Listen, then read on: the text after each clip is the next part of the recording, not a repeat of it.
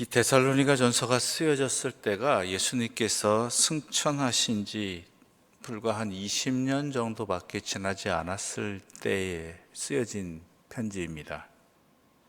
그래서 당시에 많은 주님을 따르는 제자들이 주님께서 곧 오실 수도 있다라는 생각에 사로잡혀 있었죠. 그래서 곧 오실 주님을 기다리면서 그 삶의 모습 가운데 그들에게 안 좋은 영향이 뭐였냐면 생업을 포기하고 주님을 기다리는 그러한 모습들이 예수님을 믿는 사람들 가운데 있었다라는 것이죠. 왜요? 곧 주님이 오시는데 이까지 생업이 무슨 중요하겠느냐?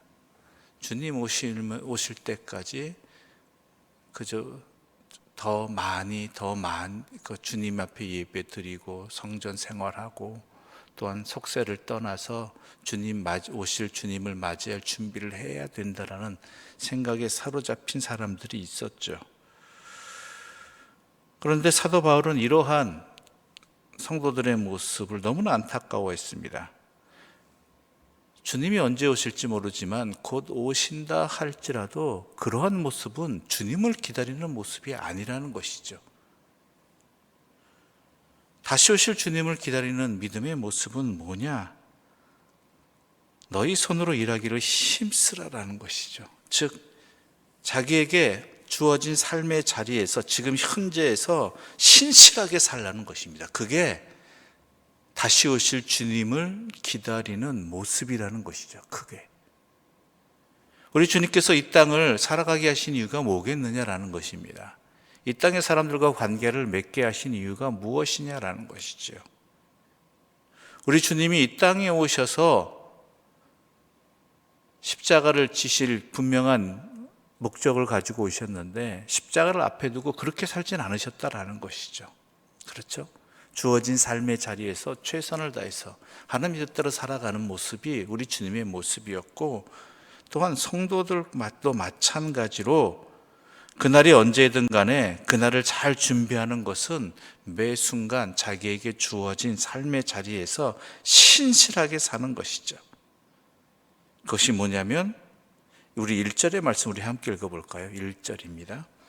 그러므로 형제들아 우리가 끝으로 주 예수 안에서 너희에게 구하고 권면하노니 너희가 마땅히 어떻게 행하며 하나님을 기쁘시게 할 수 있는지를 우리에게 배웠으니 곧 너희가 행하는 바라 더욱 많이 힘쓰라. 즉 이미 바울이 가르쳤다라는 것이죠. 무엇이에요? 어떻게 행하며 하나님을 기쁘시게 할 수 있는지, 진짜 하나님이 기쁘신 일이 뭐냐라는 것을 분명히 알라라는 것이죠. 하나님이 기뻐하시는 일이 뭔지, 바로 그것에 더욱 힘쓰고 살라라고 바울은 오늘 4장에서 그렇게 시작하고 있는 것입니다. 그러면서 데살로니가 교회 사람들이 어떻게 살아야 되는가, 다시 오실 주님을 맞이하는, 기다리는 그러한 신실한 현재의 삶을 어떻게 사는 것이 맞는가, 그것은 바로 3절 우선 함께 읽겠습니다. 3절입니다. 하나님의 뜻은 이것이니 너희의 거룩함이라 곧 음란을 버리고, 즉 거룩하게 사는 것, 하나님의 구별된 백성답게 살아가는 것, 바로 그것인데 첫 번째가 음란을 버리는 것입니다. 음란을 버리는 것. 음란을 버린다는 것은 굳이 설명을 안 드려도 무슨 뜻인지 알 것입니다. 하나님께서 맺어주신 관계를 하나님 뜻 안에서 바르게 갖는 것, 하나님 뜻에서 어긋난 헛된 행동들을 하지 않는 것, 하나님의 뜻이 아니라 자기 욕망에 사로잡혀서 서로의 관계들을 행하는 것, 이런 것들이 구별되어야 된다는 것입니다. 거룩해야 된다는 것이죠. 또 거룩함, 그 대표적인 모습이 뭐냐? 각각 거룩함과 존귀함으로 4절 보게 되면 자기 안에 대할 줄을 알고라는 것이죠.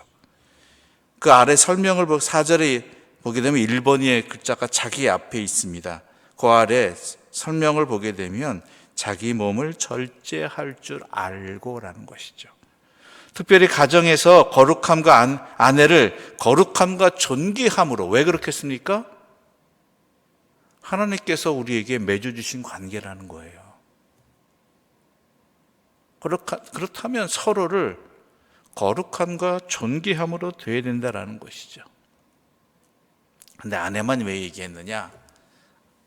이 당시 사회 문화가 그렇지 않습니까? 남자 중심의 사회였습니다. 그러므로 모든 일의 주도권은 남자가 있었기 때문에 그 힘을 가진 사람이 먼저 어떻게 해요? 상대방을 거룩함과 존귀함으로 대할 줄 알아야 된다는 것이고, 오늘날로 이야기하자면 남자, 여자, 아내나 남편이나 다 서로를 대할 때 서로에게 단순히 내가 좋아서, 내가 사랑해서라는 자기의 뜻 안에서만 바라보는 것이 아니라 하나님께서 나에게 함께 허락해 주신, 나와 관계를 맺게 해주신, 나와 가정을 꾸리게 해주신 그 하나님의 뜻 안에서 서로를 바라보고 하나님의 사랑 안에서 서로를 존귀히 여기고 거룩히 여겨야 된다는 것이죠. 또 세 번째로 무엇이라고 이야기하고 있는가? 5절의 말씀 함께 읽어볼까요? 5절입니다. 함께 읽겠습니다. 하나님을 모르는 이방인과 같이 세욕을 따르지 말고. 하나님, 이방이라는 것은 하나님을 모르는 이방이라는 것, 하나님을 믿지 않는 사람들이, 세상 사람들이 서로의 관계를 행하는 것처럼 그렇게 바라보지 말라는 것이, 그렇게 살아가지 말라는 것입니다. 세상이 그러니까 그렇게 아니에요. 중요한 건 하나님이 어떠하시냐예요.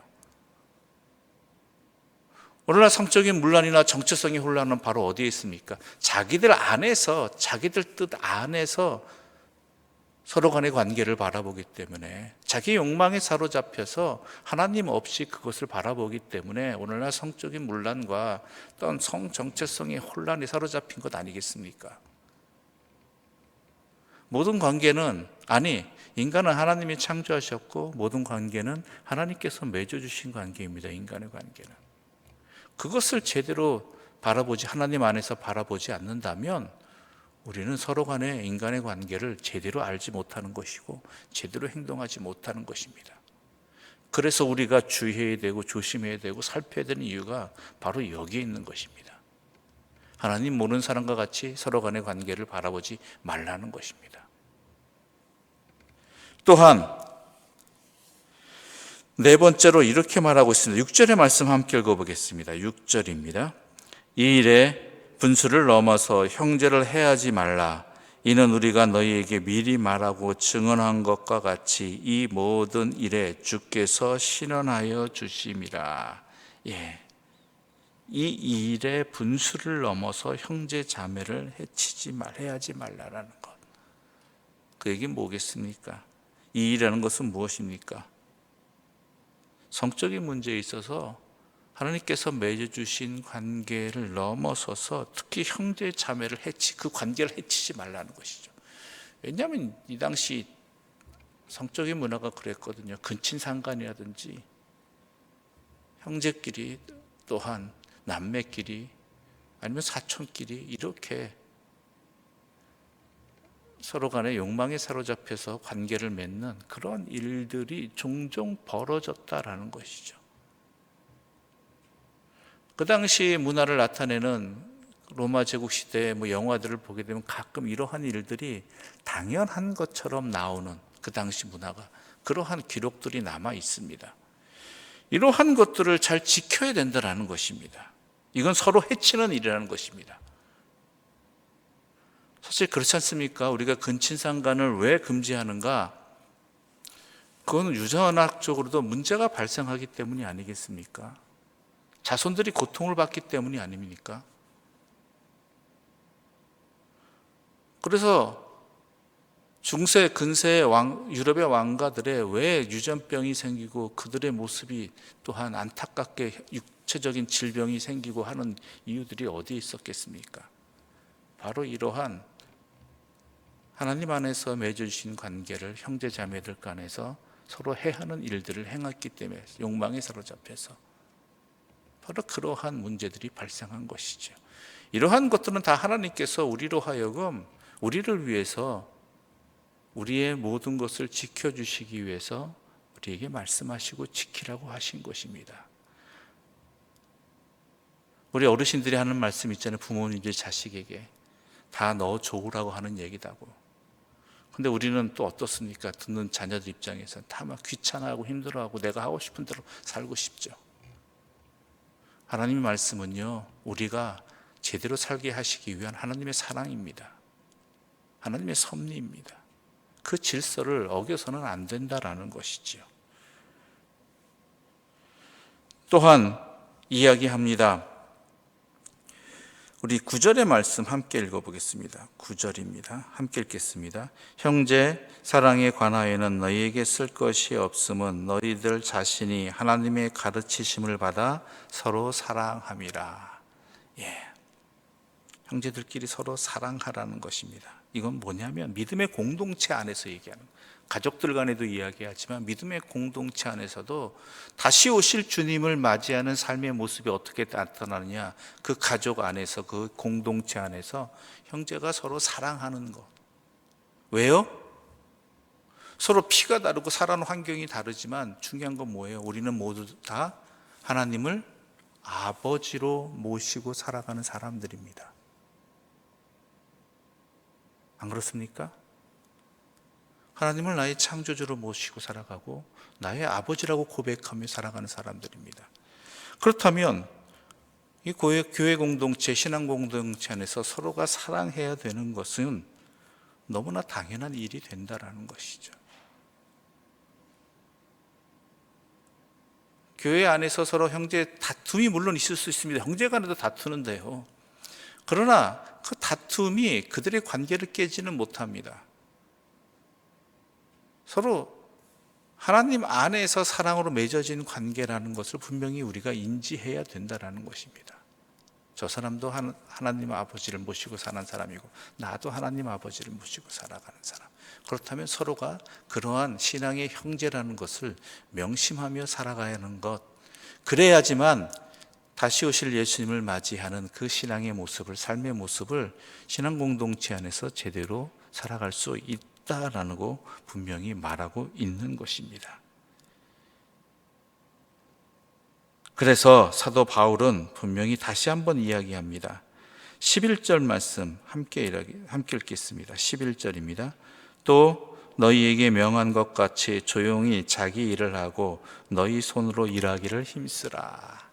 이건 앞서 말씀드린 바와 같이 다시 오실 예수님이 곧 오신다는 생각에 사로잡혀서 일상의 일들을, 삶의 자리를 회피하고 헛되이 보내는 사람들, 이 사람들에게 분명히 이야기하는 것이죠. 다시 오실 주님을 맞이하는 삶은 뭐다? 자기에게 주어진 일들을 최선을 다해서 신실하게 거룩하게 살아가는 것이다. 조용히 자기 일을 하고 너희 손으로 일하기를 힘쓰라.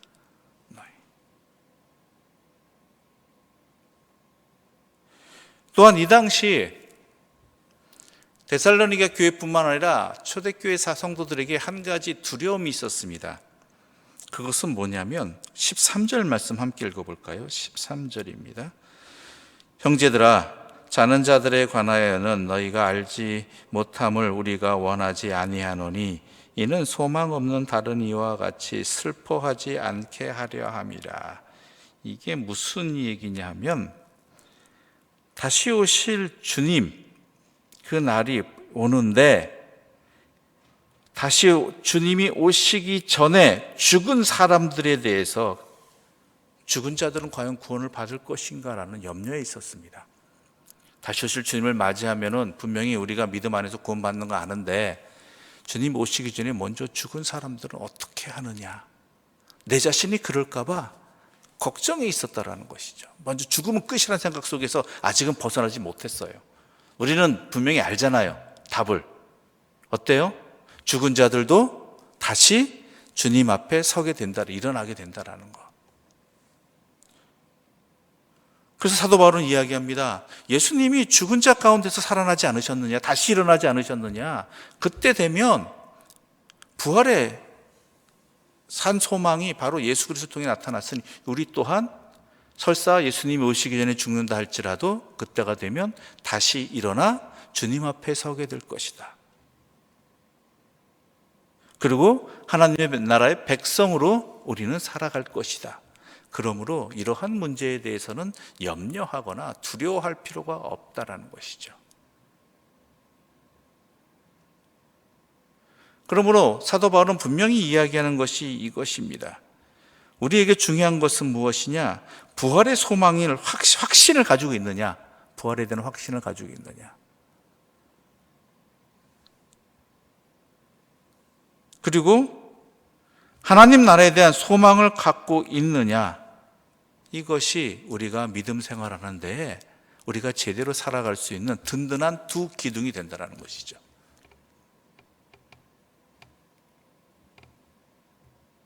그것을 놓쳐버리면 헛된 삶을 살아가고 두려움과 염려 속에서 살아간다는 것이죠. 쓸데없는 염려하면서, 근심하면서.